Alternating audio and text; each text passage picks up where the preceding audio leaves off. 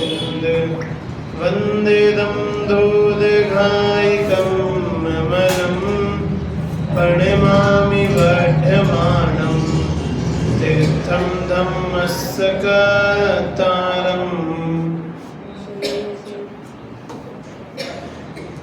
अपना ये पर्दा है,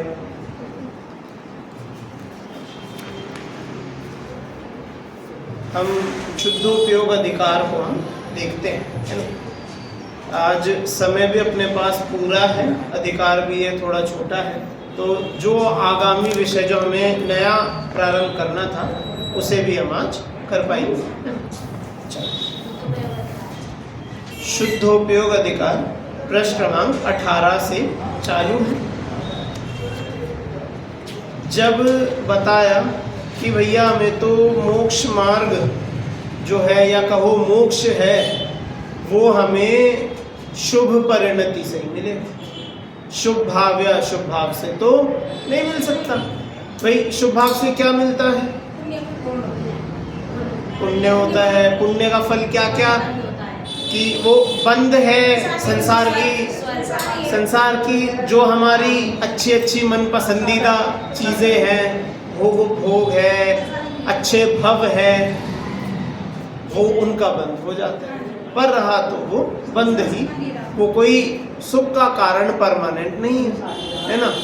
और उसके सामने अशुभ परिणाम, अशुभ परिणति, उससे क्या होता है? अशुभ परिणति से पाप बंद होता है। और पाप बंद तो बिल्कुल सभी उसे गलत बताते हैं, गलत कहते हैं, है ना। ऑलमोस्ट सब उसे गलत बताते हैं। तो इसलिए अशुभ तो बिल्कुल ही हमारे लिए अत्यंत हे है, ठीक है। और शुभ परिणाम जो है वो कुछ अंश में उपादेय है और मतलब मुख्य रूप से तो हे ही है। अशुभ के सामने रखे तो इतना थोड़ा बहुत कि जब तक शुद्ध परिणति के योग्य हमारे भाव नहीं है तब तक तो शुभ ही रहेगा, है ना। तो ऐसा अपना ये शुभ और अशुभ की हमने चर्चा देखी थी। अब जो शुभ और अशुभ दोनों ही अपने को नहीं करने हैं तो फिर क्या करना है? क्या करना है? शुद्ध परिणति, शुद्ध परिणाम हमें प्राप्त करनी है। तो उसके लिए ये शुद्ध उपयोग अधिकार लिखा है। जब बता दिया कि शुभ और अशुभ तो दोनों काम के नहीं, तो इसलिए सबसे पहले शुद्ध परिणाम से ही बात चालू करी कि शुद्ध परिणाम कैसा होता है, उससे क्या मिलता है, उसका मतलब पीछे भी बताया, लेकिन अब यहाँ पर और विस्तार से उस बात को बताया। जैसे सबसे पहले इसकी 13वीं नंबर की गाथा, इसमें बताया कि शुद्ध परिणाम का, शुद्ध उपयोग का क्या फल है। क्या फल बताया? इसके फल बताया कि आपको अनंत सुख और अनंत आनंद की प्राप्ति होगी। क्या होगी? अनंत सुख और अनंत आनंद की प्राप्ति होगी, ठीक है। कैसा है वो सुख और आनंद? वैसे यहाँ पर सुख की बात है, वहाँ पर ज्ञान भी ले सकते हैं, वैसे सुख ही है। यहाँ पर सुख के विशेषण बताए 5। क्या क्या विशेषण बताए हैं? सुख कैसा कैसा होता है, यदि अपने को ख्याल हो वो सुख कैसा बताया था कि अनंत होता है, अनुपम होता है ना, अविच्छिन्न होता है, अव्याबाद होता है ना। तो ऐसे करके देखो, मैं पढ़ के बता देता हूँ। अतिशय, अनुपम, अनंत, अविच्छिन्न और विषयातीत, 5 लक्षण बताए हैं उस मतलब परम सुख के। जो अनंत सुख है वो कैसा है इसके, ठीक है, समझ में आया, है ना। 5 गुण बताए हैं, लक्षण कहो, गुण कहो, 5 बताए हैं। सुख कैसा कैसा होता है? आप भी बोलो। अतिशयकारी, अनंत होता है, अनुपम होता है, अविच्छिन्न होता है और विषयातीत होता है। अब ये सब क्या है, एक बार थोड़ा सा जल्दी से इसे हम देख लेंगे। सबसे पहले हम देखेंगे अतिशय, कि सुख अतिशय होता है। अतिशय क्यों बोला? क्योंकि ये ऐसा सुख है कि ऐसा सुख पहले कभी हुआ ही नहीं। ऐसा एक अनोखा सुख है, कभी हुआ ही नहीं, कभी ऐसा अनुभव ही नहीं करा। केवली भगवान का सुख कैसा कि कभी ऐसा स्वाद ही नहीं चखा, ऐसा फल है ये कि कभी चखा ही नहीं, अतिशय कार्य। उसके बाद अनुपम, अनुपम क्यों बोला? क्योंकि इस जैसा सुख इस जगत में कोई और नहीं है। इसकी हम तुलना किससे करें? भगवान के सुख की तुलना, कंपैरिजन किससे करें? कि कोई दूसरी चीज ही नहीं है। हमें फल नापने हैं, तोलने हैं, तो वजन के बाट से नापते हैं, ठीक है, तराजू पे रख के वजन बाट से नापते हैं। हमें दूध आधिक, तेल आधिक, लिक्विड नापना है तो उसे हम लीटर आता है, लीटर से नापते हैं, ठीक है ना। इस तरह, और दूरी नापनी हो, लंबाई नापनी हो तो इसके इंच टेप, मीटर और ये सब चीज़ें अलग अलग सब आती हैं, है ना। तो हमें भगवान का सुख नापना हो, किस चीज़ से नापे, किस चीज़ से उसका कंपैरिजन करे? कोई चीज़ ही नहीं है, कोई उसका पैरामीटर ही नहीं है, कोई वस्तु ही उसको, उसका मापदंड बताने के लिए कि ये सुख इतना, कि इससे इतना ज़्यादा, इससे इतना कम, कुछ है ही नहीं। बस एक शब्द है, अनंत। सुख कैसा? अनंत है। बस क्या क्या कैसा? वह अनंत होता है जी, और हम नहीं जानते और बता ही नहीं सकते, है ना। उसके बाद देखो अनंत आ गया। अनंत का मतलब है कि एक बार जब चालू हुआ तो कभी खत्म नहीं होगा। केवली भगवान जब केवली बने और सुख होना चालू हुआ तो वो इतना सुख होगा कि वो कभी खत्म ही नहीं होगा, वो कभी खत्म ही नहीं होता। कोई अंत, कोई सीमा ही नहीं है। कोई बात नहीं, देखो सीमा ही नहीं है उस सुख की, कोई अंत ही नहीं है, इसलिए अनंत है। उसके बाद बोला अविच्छिन्न। अविच्छिन्न का क्या मतलब हुआ?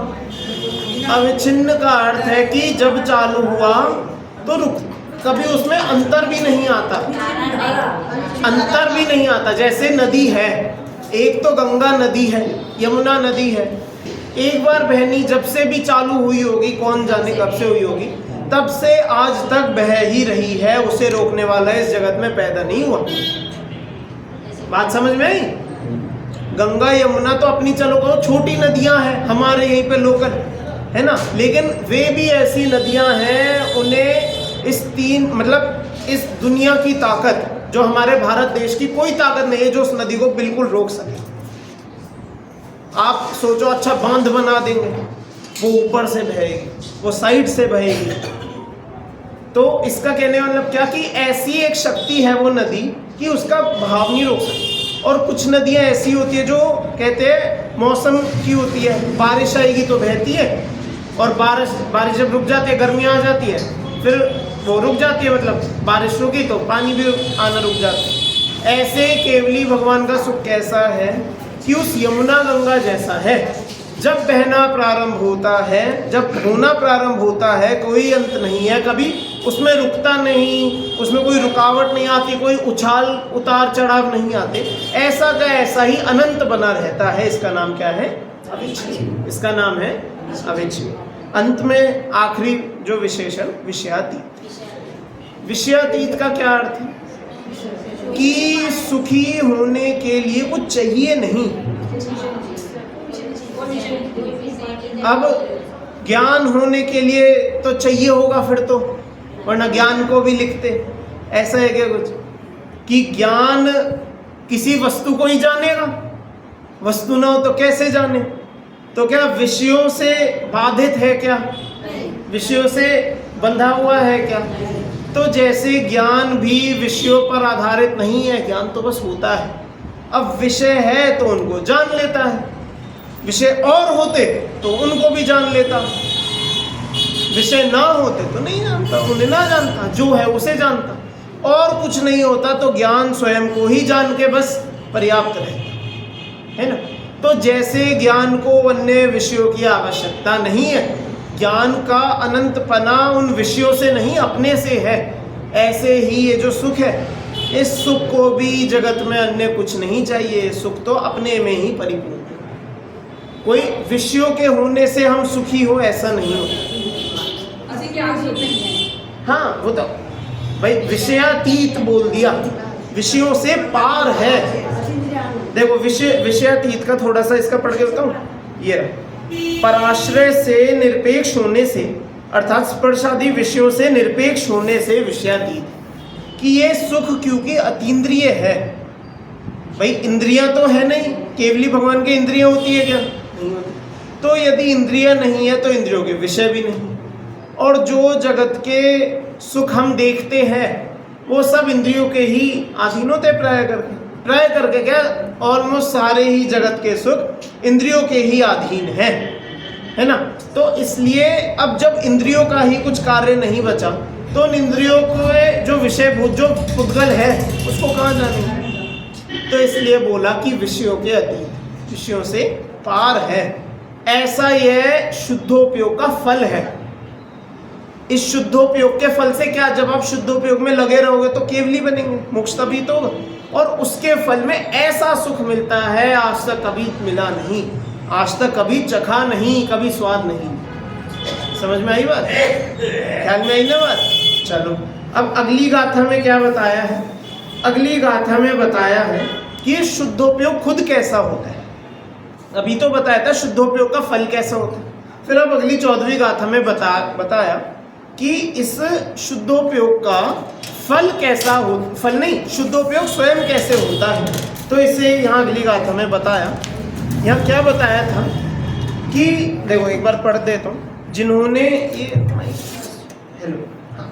जिन्होंने जीवादि पदार्थों और उनके प्रतिपादक सूत्रों को भली भांति जान लिया है, जो संयम और तप से संयुक्त हैं, जो वीतरागी हैं, जिन्हें सांसारिक सुख दुख समान हैं, ऐसे श्रमणों को शुद्धोपयोगी कहा गया है।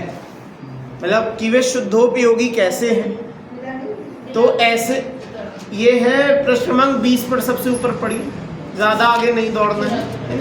देखो प्रश्न क्रमांक 20 सबसे ऊपर, फिर से पढ़ देता हूँ। जिन्होंने जीवादि पदार्थों और उनके प्रतिपादक सूत्रों को भली भांति जान लिया है, जो संयम और तप से संयुक्त है, जो वीतरागी है, जिन्हें सांसारिक सुख दुख समान है, ऐसे श्रमणों को शुद्धोपयोगी कहा है। कि ये शुद्धोपयोग किसके है? कैसे जीव है जिन्होंने शुद्धोपयोग परिणति को धारण किया है? तो इनके 4-5 ये लक्षण बताए हैं। सबसे पहले तो बताया कि जो जीवादिक पदार्थों के प्रतिपादक सूत्रों को भली भांति जानते हैं, मतलब जो जिनवाणी को जानते हैं। किन्हें जानते हैं? कि जो जिनवाणी को जानते हैं। अब सामान्य हिंदी में बोले तो ऐसे मुनिराज जो जिनवाणी जानते हैं, ऐसे मुनिराज जो जिनवाणी को, सच्ची जिनवाणी को जानते हैं। ठीक है। और यहाँ पर कैसे बताया इस बात को कि जीवादि पदार्थों के प्रतिपादक सूत्रों को, मतलब जो सच्चे 7 तत्वों का जो प्रारूप है, मतलब उस जिनवाणी के उस अंश को जानते हैं जो वास्तव में हमारे सम्यक दर्शन सम्यक ज्ञान में कारगर हो। उस जिनवाणी की बात है यहाँ पे। अब आप बोलो कि उदाहरण के लिए शिवभूति मुनिराज थे, सबने उनका नाम सुना होगा यहाँ पर। वो किस बात के लिए फेमस है, किस बात के लिए वो प्रसिद्ध है? कि उनका ज्ञान बहुत अल्प था। एक सामान्य मनुष्य के तौर पर भी वो बहुत कम जानते थे, है ना? है ना? बिल्कुल यही है ना, सबने सुना है। वो बहुत कम जानते थे, फिर भी हम उन्हें क्या कहेंगे कि जिनवाणी के सूत्रों को भली भांति जानते थे। कैसे कहेंगे? वो तो कुछ जानते ही नहीं थे। उनसे नमोकार मंत्र पूछो तो वो भी नहीं जानते थे। तो क्या जानते थे ऐसा कि वो इन जिनवाणी के सूत्रों को जानते थे? कि वो उन्हें कुछ चाहिए नहीं, कोई इन बातों को जानने के लिए शब्दों की भी जरूरत नहीं है। इनका बस एक वो कहते हैं ना अभिप्राय, अनुभव, जो इसका भाव भाषण है, मात्र उतना ही चाहिए था। वो जानते थे जैसे छिलका और दाल, जो दाना है और जो उसका छिलका है वो दोनों भिन्न है। ऐसे ही जो तुष्माश भिन्नम, हाँ है ना। तो ऐसे ही मैं इस शरीर से, और फिर शरीर कह दिया तो शरीर के भार तो सब भिन्न है ही। तो जैसे मैं इस शरीर से भिन्न हूँ उस दाल के छिलके की तरह, तो बस उतना मात्र ही जिनवाणी का तो सार है। तो इतना ही तो है, और है क्या फिर? हो गया? तो इसका नाम है क्या? जीवादि पदार्थों के प्रतिपादक सूत्रों को भली भांति जान लिया। जिनवाणी को विस्तार से जानते हैं, बहुत बढ़िया। लेकिन यदि जिनवाणी को विस्तार से नहीं जानते, मात्र इतना ही जानते हो, लेकिन शुद्ध उपयोगी हो, तो भी बहुत बढ़िया, कोई अंतर नहीं है। उन मुनिराज में और उन मुनिराज में कोई अंतर नहीं है जो द्वादशांग के पाठी हो अथवा जो कुछ भी नहीं जानते। क्यों? क्योंकि होना तो दोनों को वो एक ही मोक्ष है ना। कोई द्वादशांग वालों के लिए कोई अलग और ऊपर कोई नया मोक्ष बना हुआ हो, कोई अलग मार्ग थोड़ी है। अरिहंत बनने के बाद तो वो भी वैसे ही केवली, वो भी वैसे ही केवली, क्या अंतर? कुछ पहले भी एक सही है, सुख तो एक सही है, सुख तो एक सही है, और जो मूल बात थी, जो जिनवाणी की मूल बात थी, वो भी वही है। वो भी दोनों बराबर पूरी जानते हैं, कुछ कम नहीं जानते। चलो देखो आगे क्या होता है। जो संयम और तप से संयुक्त है, जो वास्तव में संयम को, संयम मतलब कि जो दो तरह से संयम होता है, इंद्रिय संयम और प्राणी संयम। कि इंद्रिय संयम बोले तो अपने पर दया करना, देखो दया बोल रहा हूँ, संयम का है ना। संयम वैसे तो होता है काबू रखना, लेकिन इंद्रिय संयम जब बोला जाए, मानो हम अपने पर दया कर रहे हैं। इंद्रियों के वश में होकर हमने अपने आप को कितना दुखी किया, इंद्रियों की इच्छाओं के पीछे कहाँ कहाँ तक दौड़े, कहाँ कहाँ तक गए, कहाँ कहाँ जन्म लिए, है ना। अगर हम उन इंद्रियों को काबू कर ले तो हम अपने पर दया कर रहे हैं। और प्राणी संयम मतलब हम औरों पर दया कर रहे हैं, है ना। संयम मतलब वास्तविक बिल्कुल सच्चे रूप में देखा जाए दया है। इंद्रिय संयम अपने पर और प्राणी संयम पर, जीवों पर दया है। तो इसलिए संयम और तप। अब दया तो हो गई, अब उसके बाद अपने उस उपयोग को कहाँ लगाए? फिर जहाँ वो लगाते हैं और जिसके माध्यम से लगाते हैं उसको हम कहते हैं तप, है ना। जो अपने उस उपयोग को अपने में लीन रखना, तो उसका नाम तप होता है। तो सच्चे मुनिराज का क्या लक्षण? जो संयम और तप को वास्तव में धारण करे, इसका नाम संयम और तप से संयुक्त होना है। फिर बोला जो वीतरागी है। अरे हमें तो लगा मुनिराजों की बात कर रहे हैं, यहाँ तो वीतरागी बोलते हैं। क्या अंतर है, क्या बात है, ऐसा क्यों? अरे मुनिराजों की बात है। अच्छा तो बताओ ये कौन से मुनिराज है? कि भावलिंगी संत तो है ही, बिल्कुल है। लेकिन यहाँ वीतरागी से अर्थ पूर्ण वीतरागी का नहीं है, जरूरी नहीं। यहाँ वीतरागी का अर्थ है कि उस मोह से रहित है, कि जो मोह है, जो मूल मोह है ना, उससे रहित है। मात्र अब तो थोड़ा बहुत जो उसकी रंगत बची है, जैसे उदाहरण के लिए रस्सी ली, बहुत मोटी मजबूत रस्सी, और उसमें हमने एक तरफ से आग लगा दी उसमें, ठीक है। अब रस्सी को हमने जमीन पर यूं बिछा दिया, एक कुछ शेप में बिछा दिया, कुछ भी आकार में, और आग लगा दी। फिर क्या होगा? वो पूरी जल के बिल्कुल काली हो जाएगी, लेकिन ऐसी की ऐसी बनी रहेगी। जहां जहां हमने जिस शेप में बिछाई थी वो रस्सी ऐसी रह जाएगी, है ना। अब कोई आकर देख के बोले अरे तो काली रस्सी, ऐसी तो हमने कभी देखी नहीं, और जैसे उसे छुए पकड़े वो एकदम वहां गिर जाएगी, राख कैसी गिर जाएगी। लेकिन जब तक कोई छूता नहीं वो ऐसी कुछ बनी रहेगी, कुछ आकार रहेगा। तो ऐसे ही ये मोह है हमारा, जो पूरा जो मोहिनी मतलब दर्शन मोचारित मोहिनी, जो हमारे मोह राग सब कुछ सारा। तो जब मोह गया वो रस्सी जलनी अब शुरू हो गई। अब जब तक वो रस्सी पूरी जल के ऐसी रही तब तक दिखते रहेंगे, राख का थोड़ा बहुत आना जाना लगा रहेगा, थोड़ा बहुत होता रहेगा। जिस दिन उस पर पूरी तरह से हमने हवा चला दी, उसे छेड़ दिया, पैर मार दिया, सारा वो राख जो थी वो उसका सच्चाई दिख जाएगी। ये तो कुछ भी नहीं, तो बिल्कुल कोई बल इसमें अब नहीं बचा, बिल्कुल निर्बल है वो। जो बचा भी है ना, जो जितना राग बचा, कितना सा, कितने काल का है कि कुछ भी नहीं है, उसकी कोई शक्ति नहीं। इसका नाम है वीतरागता, कि वे मुनिराज वीतरागी है, इसका नाम वीतरागपना है। चलो आगे देखो। जिन्हें संसार एक सुख दुख समान है। भाई ये है सबसे इसकी वजनदार बात। मुनिराज सच्चे कौन, शुद्धोपयोगी कौन, कि जिनके लिए संसार एक सुख दुख समान। अब आप पूछो अच्छा सुख दुख समान हो तो भैया मोक्ष का यत्न नहीं क्यों करे, तो इसलिए सिर्फ सुख दुख नहीं बोला, संसारिक सुख दुख बोला है। कोई भाई आ जाए बैठ जाए, अरे सुख दुख तो समान है फिर मोक्ष क्यों जाना, वहां भी तो सुख ही तो है, लेकिन वहां जो सुख है वो सच्चा सुख है। या संसारिक सुख दुख जिन्हें हम सुख मानते हैं उनकी बात है, जिन्हें संसारिक सुख दुख समान है। समानता का मतलब क्या है हम नहीं समझते अभी ये बात। संसारिक सुख दुख समान होने का क्या अर्थ कि इससे हमारे को लाभ हानि नहीं है, कोई से हमें देखो हाँ बिल्कुल बात तो देखो यही है, इससे अलग क्या ही। सच्चाई में तो इस जगत में कुछ भी हो, सारी ही इस जगत की वस्तुएं हमें सुखी भी कर सकती है, दुखी भी कर सकती है, और सुखी नहीं भी कर सकती और दुखी नहीं भी कर सकती। गली पर में यहाँ सड़क पे एक पत्थर रख दिया इतना बड़ा ले जाके, सामने से एक स्कूटी आ रही है, उसने गौर नहीं किया, ठोकर गिर गई। अरे पत्थर कहाँ से आ गया, कौन रख गया, ठीक है, उसे पत्थर से चोट लग गई, है ना। अब कोई पैदल चलते आ रहे हैं, सड़क के किनारे चल रहे हैं, उसने पत्थर गिरा, देखा ही नहीं, वो चलता रहा, चलते गए, आगे चले गए।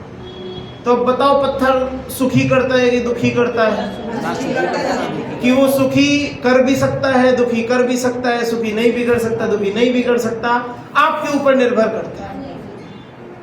आप उसे अपने आप को सुखी करने दोगे या दुखी करने दोगे तो आप ही सुखी दुखी होगे। पत्थर में बताओ क्या बदलेगा, कुछ भी नहीं, ढेला है, पड़ा है, क्या किया उसने,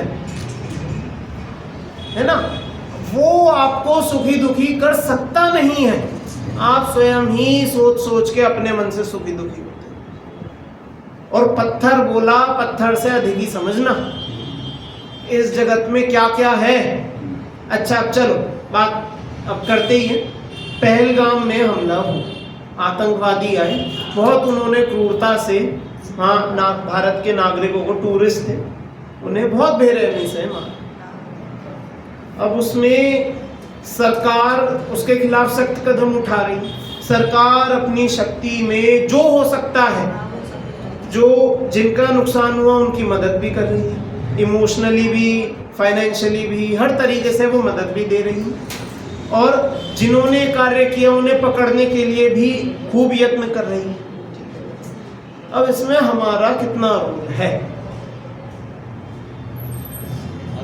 हमारा चलो फिजिकली तो कोई रोल नहीं है, सब कह देंगे भैया हम तो जाके ना वहां लड़ रहे हैं, ना तो हम देखो हम फिजिकली ना तो हम सरकार के साथ खड़े, हम खिलाफ भी नहीं खड़े। भाई खिलाफ तो हम है ही नहीं सरकार के, हम तो कुछ खिलाफ है नहीं, हम तो कुछ देखा जाए सपोर्ट ही करेंगे, लेकिन हम उनके साथ भी नहीं। भाई बताओ हमने क्या मदद करी उसमें जाकर? कुछ भी नहीं करी। ज्यादा से ज्यादा क्या, यहाँ पर रैली निकाल देंगे, नारे लगा देंगे, उसमें क्या होगा? बस उन्हें मार्केट बंद हो गई जी, ये हो गया वो हो गया, ठीक है। अब क्या हुआ? हमने उससे जता दिया कि हम सपोर्ट में हैं, हम उनके खिलाफ है, टेररिस्ट के खिलाफ है, आपके सपोर्ट। इन किया क्या, कुछ हुआ क्या, बदला क्या, वो पकड़े गए क्या हमारे करने से? देखो इससे मैं ये नहीं कह रहा आप सपोर्ट करना छोड़ो, बात समझना। इससे मेरा कहने का पॉइंट इतना सा है कि वो हुआ, उन्होंने उनको मारा, ऐसा हुआ वैसा हुआ, इसमें हमारे विचार विकल्प से हुआ क्या? चलो ये तो अपने देश का है, अपने देशभक्ति के कारण हमारा जुड़ान हो सकता है, कहीं दूर देश चलते हैं, इजराइल पैलेस्टीन वाला, जो गाजा पट्टी वाला, फलस्तीन, इजराइल और वो यूक्रेन रशिया वाला, अब वहाँ पर युद्ध हो रहे थे, अब भी चल रहे हैं, बहुत घमासान चल रहे हैं, बहुत जान मान का नुकसान हो रहा है, हर तरीके से नुकसान है। लेकिन उनके विचार विकल्पों को करके हम करेंगे क्या? युद्ध उन दो देशों में हो रहे, लड़ मर वो दो देश रहे आपसी कारणों की वजह से। इसमें हमारे विचार विकल्प क्या बदल सकते हैं? और सोच सोच के क्या है, अरे अरे वो इतने लोग मर गए, उन्होंने ये कर दिया, उन्होंने ऐसा कर दिया, ये कर दिया, वो कर दिया, खूब दिन भर विकल्प विचार विकल्प, औरों को पकड़ पकड़ के बातें, अरे पता है वहाँ ऐसा हो गया, अरे पता है ये इन्होंने ये कर दिया। अगर तुम उसमें कुछ कर नहीं सकते तो विचार विकल्प कर करके निकालोगे क्या? क्या तेल निकलेगा? विकल्प है। देखो, समझाना मैं ये चाह रहा हूं कि संसारिक सुख दुख किसका नाम है? जिसमें हम सुख मानते हैं वो संसारिक सुख, जिसमें हम दुख मानते हैं वो संसारिक दुख। कोई एक वस्तु को हम सुख का कारण या दुख का कारण नहीं कह सकते। अब युद्ध बोला, ठीक है, युद्ध क्या हम तो कहेंगे हाँ दुख का कारण ही है, भाई दो देश लड़ रहे हैं, हमेशा दुखी तो होगा। लेकिन जो देश जीते वो क्या बोलेगा? अरे मजे आ गए, हमारे कितने ही जवान चाहे शहीद हो गए, वो हम जीत गए, हमने उन पर कब्जा कर लिया, ये कर लिया, इतना फायदा हो गया, ये हो गया, वो हो गया। तो उन्होंने भी युद्ध को एक सुख का जरिया बनाया कि नहीं? बनाया कि नहीं? अब बोल सकते हो क्या कि युद्ध हमेशा दुख का ही कारण होगा? कि जो लड़ रहे हैं मतलब सैनिक, उनके लिए तो दुख का ही कारण है, लेकिन जो उनके ऊपर बैठे हैं, जो अफसर लोग बड़े हैं या जो राजा लोग हैं, मालिक लोग हैं, वो तो जाके लड़ रहे, वो जीत गए तो बल्ले बल्ले, उनका भी नुकसान है, जन धन की हानि होगी ना ज्यादा ही। उनका अपना क्या हुआ? देखो सब जो जीत गया उनकी कुछ हानि हुई, लेकिन अंत में तो फायदा हुआ ना जीतने वाले का, वो तो खुश होगा, देखो हमने ये कर दिखाया। तो कोई हाँ भाई जमीन ले ली, मतलब कुछ भी किया। देखो बात समझो, संसारिक सुख दुख में समानता किसका नाम है? कि जगत में कुछ भी, क्योंकि होगा, संसार इसी का नाम है कि वो खुद से चलता रहेगा, चीजें होती रहेगी, बिना सिखाए होगी, है ना। हमें उसमें क्या करना है कि हमें उसमें कुछ नहीं करना, क्योंकि हम उसमें कर कुछ सकते नहीं। यदि कर सकते हो तो करो, कोई बात नहीं। यदि आप नहीं कर सकते तो भैया दिमाग को भी मत लगाओ। हाँ, तो इसलिए देखो, चलो बहुत बढ़िया, मैं ये छेड़ने ही वाला था बात। हमारे देश के राजा ही अगर इस बात को सीख ले तो काम कैसे चलेगा? बिल्कुल सही। अब बात इतनी सी है इसमें कि एक नगर, एक देश है, वहाँ मुनिराज है, उन्होंने सबको उपदेश दिया कि भैया ये घर बार छोड़ो, संसार छोड़ो, दीक्षा ले। वहाँ के राजा ने सुना मुनिराज तो ऐसे ऐसे शिक्षा दे रहे हैं, पढ़ा रहे लोग। राजा चल दिए अपनी पूरी सेना लेके मुनिराज का, मुकुट रखा, नमस्कार किया, और फिर सैनिकों को बोला कि अपने हथियार उठाओ। और फिर मुनिराज को बोला, मुनिराज हम आपकी पूजन करेंगे, हम आपको मानेंगे, लेकिन आप कृपया यहाँ से चले जाओ। क्यों? क्योंकि यदि आप सबको ये उपदेश दोगे कि दीक्षा ले लो तो हमारे नगर में कौन बचेगा, कौन चलाएगा? अच्छा, अब राजा का कोई मंत्री था, वो थोड़ा समझदार था, जानता था, उसने राजा से विनती करी कि महाराज अभी एक हफ्ता और दो, अगर 10 लोग भी यहाँ से चले जाते हैं तो हम मुनिराज को यहाँ से भेज देंगे, और अगर नहीं जाते तो बस कोई नहीं, रहने दो। और कुछ दिन निकलते हैं, 2-4 लोग और दीक्षा देते हैं, लेकिन इतने दीक्षा नहीं लेते कि राजा को फर्क पड़े।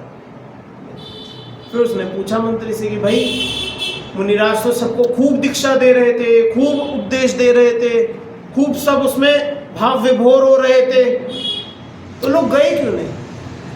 तो मंत्री ने समझाया भाई कि मुनिराज का कार्य तो उपदेश देना ही है। अगर वो तुम्हारी सुनकर ये बताने लगे कि नगर चलाओ, दुनिया चलाओ, तो दीक्षा कौन लेगा?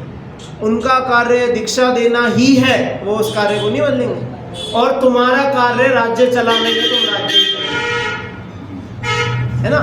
दीक्षा कह रहा हूं, उपदेश हमेशा आगे बढ़ने का ही दिया जाएगा। अब लेकिन क्योंकि दुनिया की प्रवृत्ति ऐसी है, तुम कितने उपदेश दे लो, अपने आप ही दुनिया के काम करती रहेगी। लोग कहते हैं कि सब ब्रह्मचारी बन के दुनिया कौन चलाएगा? तुम्हारा ठेका है, तुमने कोई दुनिया चलाने का कोई तुम्हें ठेका मिला है? गलत कार्य करने का उपदेश नहीं देना पड़ता, लोग खुद करते हैं। दुनिया चलाने का उपदेश नहीं देना पड़ता, लोग खुद चला लेंगे।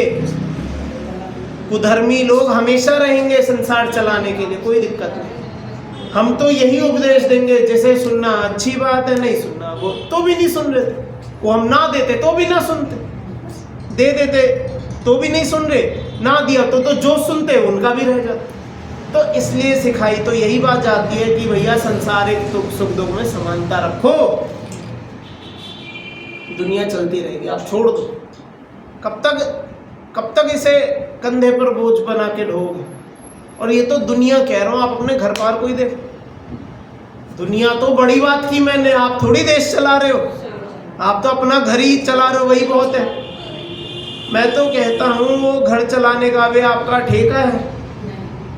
यदि हम कल अपना घर छोड़ देते हैं तो क्या हमारा घर टूट के खत्म हो जाएगा? चलेगा नहीं, अपने आप ही चल रहा सारा, चल रहा है ना, तो आपके बिना भी चल ही सकता है। आपके रहने से कोई ज्यादा चल जाता हो, ये तो हो सकता है कि चलो भविष्य में थोड़ी दिक्कत आएगी, अभी ज्यादा अच्छा चल रहा है व्यवस्था, भाई थोड़ी दिक्कत आएगी पर संसार चलना बंद। वो उदाहरण, हाँ, कुत्ते का उदाहरण है, बैलगाड़ी के नीचे चलते जा रहे, उसे लग रहा है मैं चला रहा हूं, बैलगाड़ी उधर मुड़ गई है, उधर मुड़ गया, तो कुत्ता कुछ नहीं भौ भौ भौ भौ करता हुआ वापस गाड़ी के नीचे चलेगा, फिर कह रहा है मैं चला रहा हूं। तो इस तरह के मुनिराज के परिणाम, सच्चे शुद्धोपयोगी मुनिराज के परिणाम समझ में आएगा? समझ में? चलो अगली गाथा हम देखते हैं।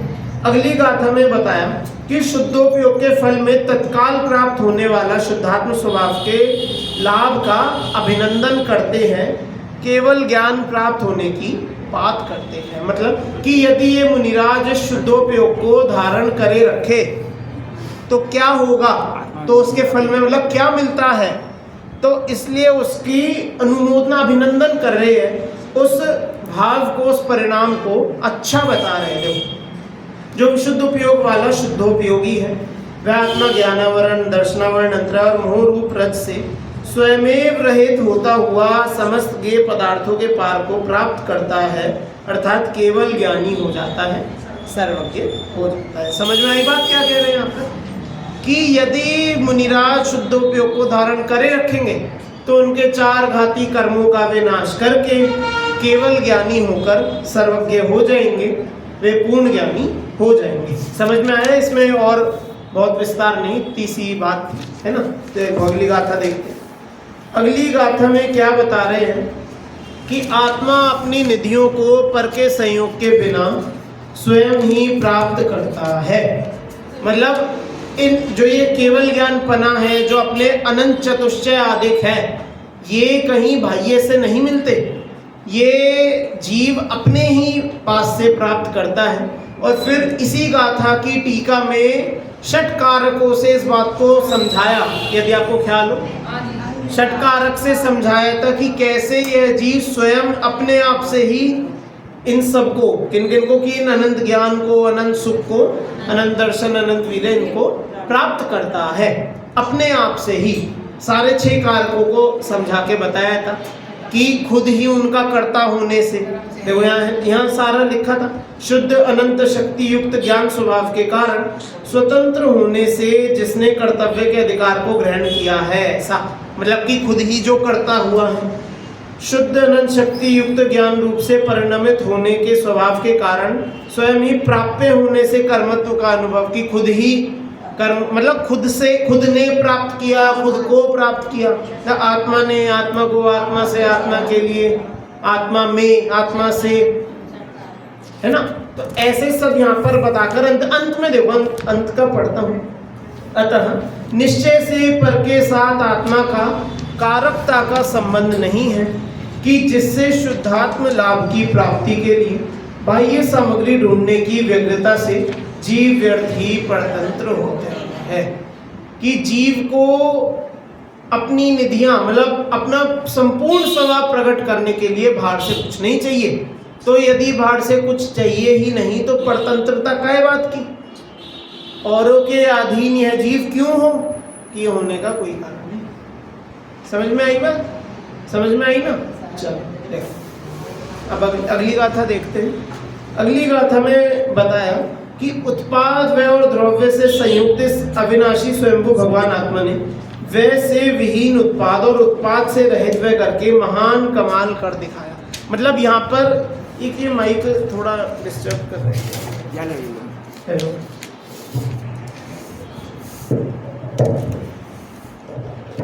ठीक।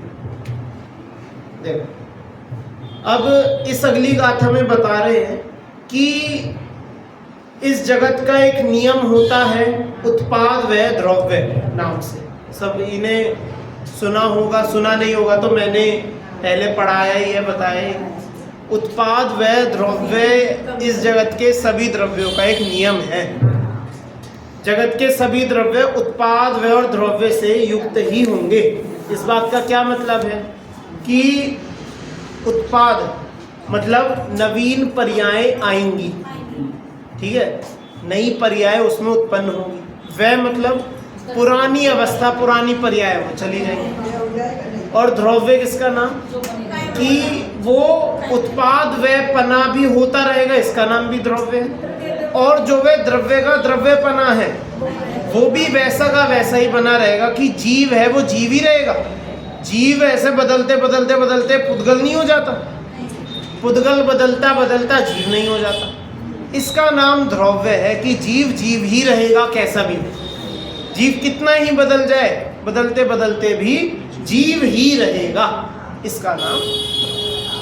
ठीक है, तो यहाँ पर बता रहे हैं कि उत्पाद व द्रव्य हमेशा चलते हैं, लेकिन भगवान आपने ऐसा कुछ कार्य किया है कि आपका उत्पाद से रहित वह हो रहा है और वह से रहित उत्पाद हो रहा है। आपका कुछ तो अतिशय है, कुछ ये कमाल है। अब ऐसा क्या है? तो यहाँ पर गाथा में बताया कि उत्पाद बिना वह, कि आपने ऐसा वह किया है किसी वस्तु का तो कि अब वो वापस उत्पन्न ही नहीं हो रही। कि राग द्वेष का बहुत बड़ा, कि मोह राग द्वेष का आपने ऐसा नाश किया, ऐसा उसका व्यय किया, उसका उत्पाद ही नहीं हो रहा, अब वो वापस से लौटकर आ ही नहीं रही। तो इसका नाम है उत्पाद रहित व्यय। कि अब उत्पाद तो होगा नहीं, खत्म हो गया भाई, मोह राग द्वेष तो खत्म, अब वो वापस से नहीं आएंगे। तो उनका व्यय तो हुआ, वो चले तो है लेकिन नए नहीं आए, इसका नाम उत्पाद रहित। और ऐसा ही व्यय रहित उत्पाद, कि आपने कुछ ऐसी वस्तु प्रकट की है जिसका व्यय नहीं हो रहा। कि केवल ज्ञान आदि जो उनकी अनंत शक्तियां हैं, केवल ज्ञान मूल लिया, बाकी और भी अनंत शक्तियां भी इसमें गर्भित है। तो ऐसी आपकी अनंत शक्तियां हैं कि उनका जब आपने उत्पाद किया, जब वो प्रकट हुई तो एक बार प्रकट तो हो गई, लेकिन प्रकट होने के बाद उनका कभी नाश ही नहीं हुआ। वो ऐसी की ऐसी आज भी बनी हुई है। इसका नाम है वो व्यय रहित उत्पाद, कि व्यय नहीं हो रहा और उत्पाद हो रहा है। ऐसा आपने कमाल कर दिखाया है इस जगत में, हमने पहले कभी नहीं सुना।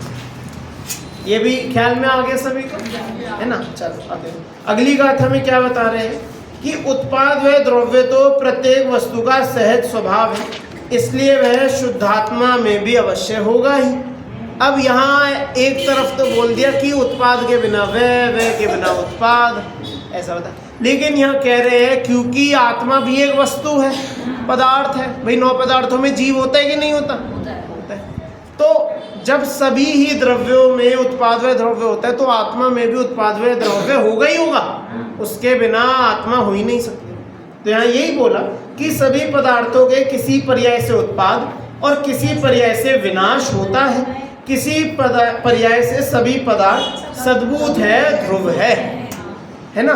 मतलब कोई अपेक्षा देखे तो उसकी एक पदार्थ की एक पर्याय तो जाएगी, हमेशा नियम से हमेशा जाएगी, और एक नई पर्याय आएगी, हमेशा आएगी। लेकिन उसकी एक पर्याय ऐसी भी होगी कि वो ऐसी की ऐसी बनी रहेगी, तो उसका नाम ध्रुव। हाँ, सोने का उदाहरण इसमें दिया था कि सोना है भाई, पुद्गल का हमने पुद्गल का सोना आया, हमने जमीन में से सोना निकाला। सोना क्या एक पुद्गल है?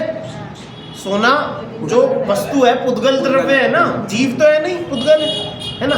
तो वो जो पुद्गल है वो सोना है। हमने उस सोने को पिघलाकर उसका हमने सबसे पहले कंगन बनाया, उसे पिघलाकर हमने कान की बाली बना ली, उसकी अंगूठी बना दी, उसका कुछ भी बना दी। तो जब मान लो उसका हमने कंगन से बाली बनाई तो कंगन पर्याय तो गई है ना, तो इसका नाम है वह। और उसकी जो बाली पर्याय थी या अंगूठी पर्याय थी उसका क्या हुआ? उत्पाद हुआ, वो आ गई उत्पाद। लेकिन वो तब भी सोना थी और अब भी सोना है। उसे हम तोड़ दे, फोड़ दे, जला दे, तब भी क्या ही रहेगा? वो तब भी सोना ही रहेगा। इसका नाम उसका द्रव्य है। किसी उसका वो तो एक गुण वाली बात हो गई, वो भी चर्चा आई थी। एक जो उसका वो जो गुणपना है वो ऐसा का ऐसा ही रहेगा, इसका नाम द्रव्य है। तो द्रव्य ऐसा ही रहता है। अब देखो अंत में यहाँ पर 2 गाथाएं फिर हमने पढ़ी थी। इन 2 गाथाओं में क्या चर्चा आई थी?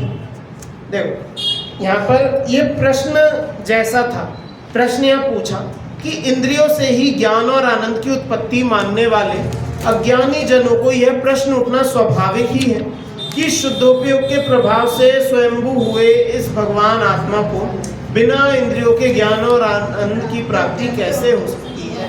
मतलब प्रश्न करने वाले ने पूछा है कि भैया हम तो आंखों से जानते देखते हैं, हम तो नाक से सूंघते हैं, कान से सुनते हैं, जीभ से चखते हैं, अपनी इस खाल से छूते हैं और इनसे ही सुख दुख होते हैं हमें। तो तुम्हारे ये कैसे भगवान हैं कि इनके शरीर ही नहीं है जी, इंद्रिय ही नहीं है जी, तो भी सुखी। हमें तो इन इंद्रियों से ही सुखी होता दिखता है। कोई अंधा हो तो उसे बताओ कैसा सुख है, वो बेचारा देख ही नहीं सकता, वो तो दुखी है। अब तुम्हारे भगवान के पास तो एक भी इंद्रिय नहीं, तो उन्हें सुख कैसे हुआ? उन्हें कैसे हो गया सुख? तो ऐसा इन अज्ञानियों का, इन अज्ञानी जीवों का सवाल है। फिर देखो इस गाथा में बताया कि अतीन्द्रिय होने से शुद्धात्मा में शारीरिक सुख दुख नहीं होता। क्या बोला? कि यह सुख कैसा है? अतीन्द्रिय है, इसलिए शारीरिक सुख दुख की बात ही नहीं है। ये जो तुम सुख दुख अपने गिना रहे हो ये तो तुम्हारे सुख दुख है, शरीर के सुख दुख है। तुम्हारे सुख कब तक टिकने वाले हैं कि कोई हिसाब नहीं, कोई फिक्स इसका टाइम नहीं है, कोई इसकी क्वांटिटी नहीं है कितना सुख होगा, कोई इसकी कोई वो भी नहीं है, मतलब गारंटी भी नहीं है कि ये सुख बना रहेगा कि नहीं। आज है कल सब लुट पिट जाए, खत्म हो जाए, है ना। तो शारीरिक सुख दुख की तो बात ही छोड़ो, यह सुख तो भैया अतीन्द्रिय है। अतीन्द्रिय सुख की कोई वैलिडिटी नहीं होती कि इतने काल के लिए होगा, इतनी क्वालिटी रहेगी, वो अनंत रहेगा। कैसा? कि उसकी कोई एक्सपायरी नहीं है, ऐसा का ऐसा हमेशा चलता रहेगा। कभी ये खराब होने वाला, ख़त्म होने वाला, इस्तेमाल हो जाने वाला, एक बार इस्तेमाल में आने वाला ये चीज़ नहीं है। ये अतीन्द्रिय सुख तो हमेशा चलने वाला है। देखो इसके गाथा में क्या होता है? जिनके घाती कर्म क्षय हो चुके हैं, जो अतीन्द्रिय हो गए हैं, जिनका तेज अधिक है और वीर्य उत्तम है, ऐसे वे स्वयंभू भगवान आत्मा ज्ञान और सुख रूप परिणमन करते हैं। ठीक है। फिर ये इसका एक दूसरा अर्थ भी बता रहे हैं, जो 19वीं गाथा है, इसका दूसरा अर्थ ऐसे किया कि जिनके घाती कर्म क्षय हो चुके हैं, जिनका तेज अधिक और वीर्य उत्तम है, उन स्वयंभू भगवान के ज्ञान और सुख अतीन्द्रिय हो गए हैं। 2 तरीके से अर्थ ऑलमोस्ट वही है, कोई बहुत खास अंतर इनमें नहीं। फिर अगली 20वीं गाथा में बताया कि केवल ज्ञानी के शरीर संबंधी सुख दुख नहीं होते। क्या बताया? केवल ज्ञानी के शरीर संबंधी सुख दुख होते नहीं। क्यों नहीं होते? शरीर संबंधित सुख दुख केवली के क्यों नहीं होते? क्योंकि शरीर ही नहीं है। अरे मोहिनीय छोड़ो, उनके शरीर ही नहीं है भाई। मोहिनीय हो ना हो तो तब बोलेंगे ना जब शरीर हो। अब बेचारे उनके शरीर ही नहीं है, आप मोहिनी को कहाँ से बीच में ला रहे हो? क्योंकि जिनके मोहिनीय नहीं है उनके शरीर हो सकता है, मोहिनीय ना हो और शरीर हो ऐसा तो होता है। अब इनके केवली भगवान के शरीर ही नहीं है, तुम कहाँ मोहिनिया घुसा रहे? केवली के तो हो गया ऐसा। समय तो है। अरे यहाँ पर केवली वैसे उन्हीं की बात है। अब देखो चलो ठीक है, उनके अरिहंत को भी लो जिन्हें हम सशरीरी कहते हैं, लेकिन उनके भी वो शरीर का आश्रय नहीं है, शरीर है।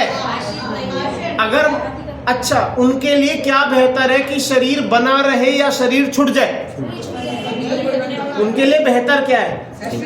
शरीर छूट जाए, उनके लिए तो यही बेहतर है। तो इससे इतनी सी बात से ही उसका तर्क निकल जाता है कि शरीर उनके आश्रयभूत नहीं है, शरीर उनके ना हो तो ज्यादा बेहतर है उनके लिए। जब तक शरीर है तब तक बस है, वो अंतर कुछ भी नहीं। वैसे वो तो आयु कर्म की स्थिति है, आयु कर्म जब तक बना है तब तक है, वो आयु कर्म छूटा वो भी नहीं रहे। और अच्छा वो हम सोचे कि आयु कर्म को खत्म करने के लिए कुछ विशेष करें, आयु कर्म जल्दी से खत्म हो जाए, अभी खत्म हो जाए, कुछ ऐसा, तो उस बात का भी विकल्प नहीं है। क्यों? क्योंकि उस शरीर का सुख दुख ही नहीं है, तो इसलिए कहा जाएगा शरीर के आश्रयभूत उनके कुछ है ही नहीं। और यही कह दो अंत में, तो देखो यही कह दो उनके शरीर ना ही हो, बस वही है कि शरीर उनके नहीं जैसा ही है। क्योंकि सिद्धों रहंतों में कितना शरीर मात्र का ही अंतर, और काल का कितना अंतर है कि कुछ भी नहीं। वो अरिहंत भी बहुत अल्प काल में, बहुत ही अल्प काल में वो भी सिद्ध ही हो जाएंगे। कोई यहाँ तो बैठे रहेंगे नहीं कि अच्छा चलो यहाँ उपदेश दे रहे हैं, बढ़िया है, चलते रहे, तो वो भी छूटी है ना। तो इसलिए देखो केवल ज्ञानी के शरीर संबंधित सुख दुख नहीं होते, क्योंकि उनके ज्ञान और आनंद में अतीन्द्रियता उत्पन्न होती है। देखो गाथों में कितनी बिल्कुल सीधी स्पष्ट बात करी कि केवली के प्रश्न मांगे भैया 29 और 30 मिला 30 पर पढ़ रहे हैं। अच्छा, केवली भगवान के सुख दुख संसारिक शारीरिक सुख दुख क्यों नहीं है? क्योंकि उनके जो ज्ञान आनंद है वो अतीन्द्रिय है। बस भैया अब उनके ज्ञान और आनंद, एक जीव को जब जीव कहते हैं उनकी दो चीजें देखी जाती है कि हलन चलन है कि नहीं, कॉन्शियसनेस, ज्ञानपना है कि नहीं। किसी चीज को हमें जीवित सिद्ध करना हो तो हम यही कहते हैं भैया हिलडुल रही है कि नहीं। जब पुराने जमाने में पेड़ पौधों को जीवित नहीं मानता था विज्ञान, मतलब लोग तो मानते थे, जो धर्म कर्म वाले वो तो मानते थे, लेकिन विज्ञान पेड़ पौधों को जीवित नहीं मानता था। वो कहता था कि ये तो जैसे पत्थर है ऐसे ही पेड़ पौधे है ना। फिर एक कोई वैज्ञानिक हुए, नाम मुझे बसु है, हाँ जगदीश चंद्र बसु, हाँ, उन्होंने इस बात को, इस दुनिया को सिद्ध किया क्या कि भैया ये भी जीवित है, इनमें भी किसी प्रकार का ज्ञानपना है ना। ज्ञानपना से मतलब हमारी तरह वाला ज्ञानपना नहीं, लेकिन कुछ है कि हाँ एक जीने मरने की शक्ति है, बढ़ता है, वो तो है। हाँ भाई बढ़ता हुआ दिख रहा है, मतलब कुछ चीज़ है कि ये बढ़ रहे, पत्थर तो रखे रखे बढ़ते हैं। हाँ वो तो हम जानते थे, वैज्ञानिक नहीं जानते थे, तो उन्हें इस बात को समझाना पड़ा वैज्ञानिकों को भी, हम तब इस बात को सिद्ध कर पाए। तो जैसे किसी चीज़ को बताने के लिए ज्ञान और उसके साथ साथ जो ज्ञान होता है तो आनंद भी कहीं ना कहीं रहता ही। कैसे? एक चींटी है, ठीक है, चींटी में आनंद दिखता है कभी? दिखता तो, लेकिन समझ सकते हैं आनंद के। जैसे एक चींटी नॉर्मल चल रही है, उसके आगे पहला हाथ अड़ा, या वो चींटी आके आराम से मुड़ जाएगी, फिर से वो अड़ा दो, फिर मुड़ जाएगी, फिर से अड़ा दो। अब होगा क्या, वो चींटी अब आराम से नहीं मुड़ेगी, वो तेजी से भगेगी। ये जैसे चल रही थी वैसे नहीं चलेगी, उसके बर्ताव में अंतर आएगा कि मैं कहीं फंस गई, वो एकदम तेजी से दौड़ेगी, है ना। फिर हम उसका रोक दे, फिर वो कहीं और रास्ता ढूंढेगी, वो कुछ करेगी, वो दिमाग मतलब उसमें इतनी शक्ति है कुछ चलाने की कि मुझे यहाँ से बचकर निकलना है। और जब वो मान लो निकल के पहुँच जाए अपने जहाँ भी उनका वो जो भी होता रहने का, वहाँ पहुँच जाए, फिर क्या होगा, वो तब भी कैसे दौड़ती रहेगी जल्दी जल्दी कि वहां जाकर वो शांति से बैठ जाएगी कि अब अपने घर आ गई भाई जहां भी है। अब उसमें हमारी तरह मन तो है नहीं, लेकिन फिर भी ये जो अनुभव है, सुख दुख का अनुभव, हम इसे बता नहीं सकते कैसे, लेकिन है। समझ में आया भाई? हाँ, वो सूंघकर अपनी नाक से सूंघकर चलती आंखें तो होती, लेकिन उसके साथ भी वो एक अनुभव पना भी है। जब चींटी को कोई खाने का स्रोत कुछ मिलता है, खाने की चीज मिलती है, वो चींटी वापस जाती है, उसके और साथियों को किसी तरह कन्वे करती है कि यहाँ खाना है, और वो साथ में सब आते हैं।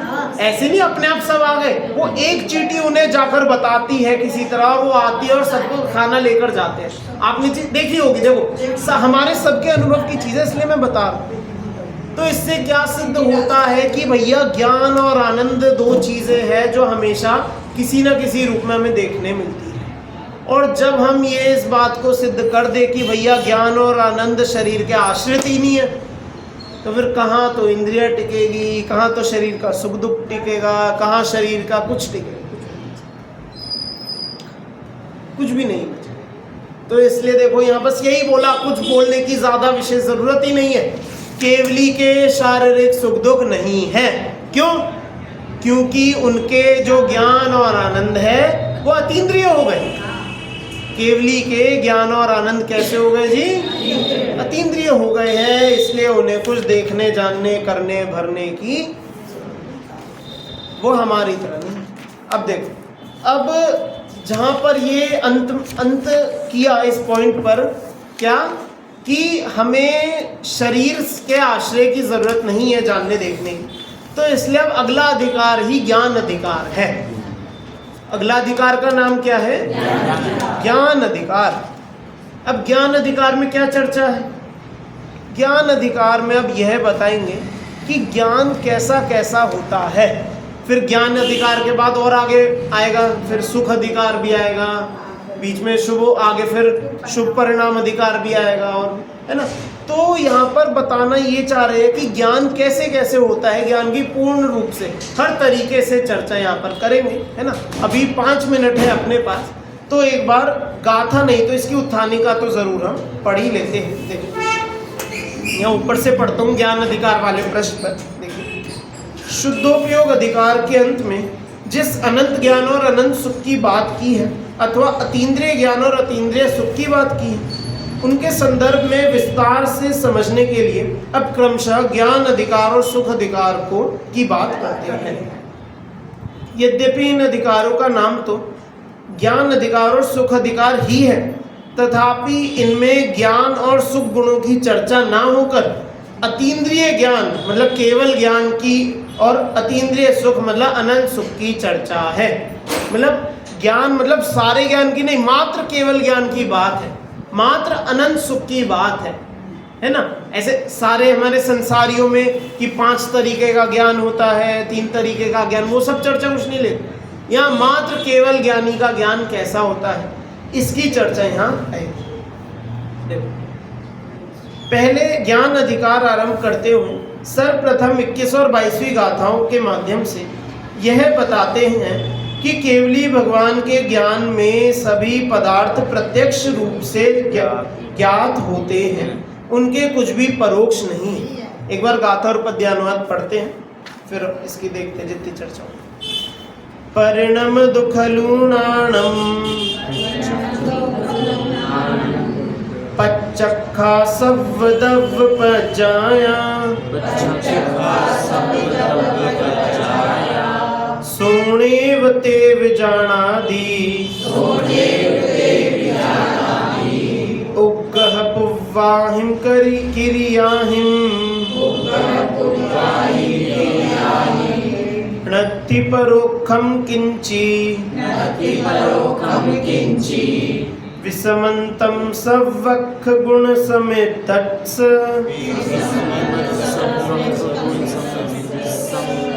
अख्खातीदस्य सदा स्वयमेव हीनान् जादस्य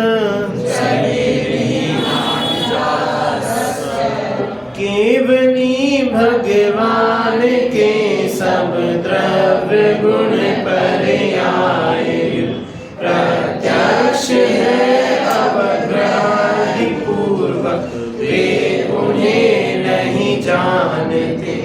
सर्वात्म गुण से सहित है, अरे जो अतीन्द्रिय हो गए, परोक्ष कुछ भी है नहीं, उनके वही भगवान के। जैसे आचार्य कुंद देव की शैली से हम परिचित हैं, बिल्कुल सीधा सीधा ही बोलते हैं।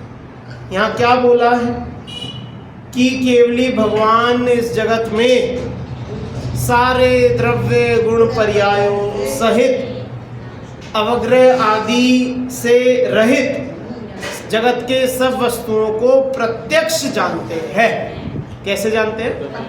प्रत्यक्ष जानते हैं। और क्या बोला कि सर्वात्म गुण से सहित है, जो अतीन्द्रिय है, परोक्ष कुछ भी उनके नहीं है, कि सर्व गुण संपन्न हो गए हैं। और क्या बोला? अतीन्द्रिय हो गए हैं, कि इंद्रियों की आवश्यकता नहीं।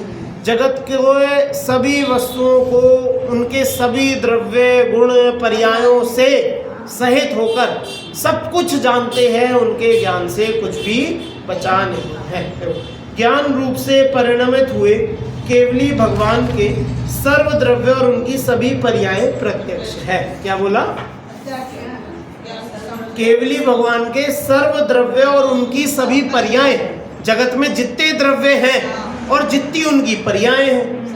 अब सारे द्रव्यों में तो हमें समझ में आ गया भाई, 3 लोक है, उसमें जो जो द्रव्य और 3 लोक के बाहर लोकाकाश वो भी द्रव्य, और उनकी सारी पर्याय का क्या मतलब?